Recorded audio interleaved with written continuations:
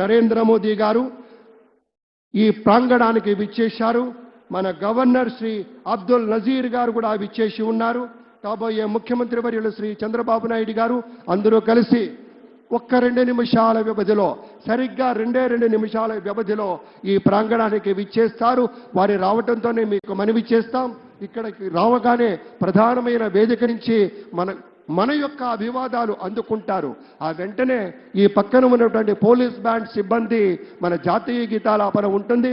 ఆ సమయంలో మనమంతా లేచి నిలబడాలి. అది గౌరవం, అది మన ధర్మం, అది మన లక్షణంగా మీ అందరికీ మనవి చేస్తూ, నదుల్లో చైతన్య పదాల్ని వెల్లువెత్తించినటువంటి నాయకులుగా, మనుషుల్లోని నవనవోన్మేష ఆశ వసంతోత్సవాన్ని వెదజల్లినటువంటి గుండె చప్పుడుగా ఉండేటువంటి చంద్రబాబు నాయుడు గారు 2 నిమిషాల్లో ఇక్కడికి రాబోతూ ఉన్నారు.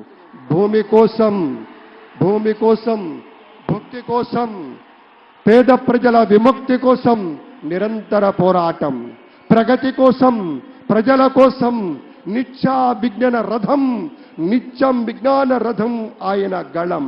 చంద్రబాబు గారి విజయం వ్యక్తిత్వం ఎప్పుడూ కూడా తప్పనటువంటి విజయం.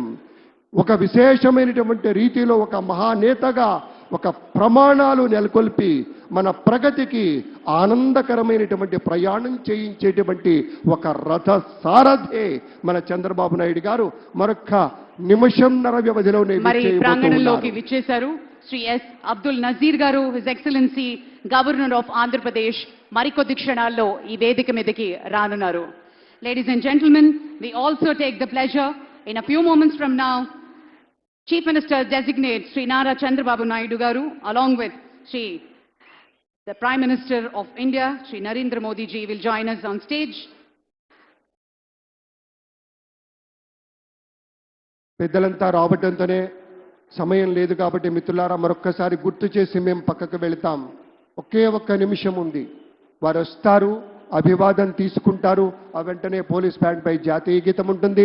ఆ తర్వాత గౌరవనీయులు మన చీఫ్ సెక్రటరీ గారు కార్యక్రమాన్ని నిర్వహించి ప్రమాణ స్వీకారోత్సవం మన పెద్దల చేత చేయించేటువంటి సందర్భం కాబట్టి సుమారుగా ఒక 35-40 నిమిషాల వ్యవధిలో ఆ కార్యక్రమం ముగిసిన తర్వాత మళ్ళీ మరొక్క మారు జాతీయ గీతాలాపన ఉంటుంది. ఈ 2 సందర్భాల్లో మనం లేచి నిలబడి మన ధర్మాన్ని మనం పాటించాలి.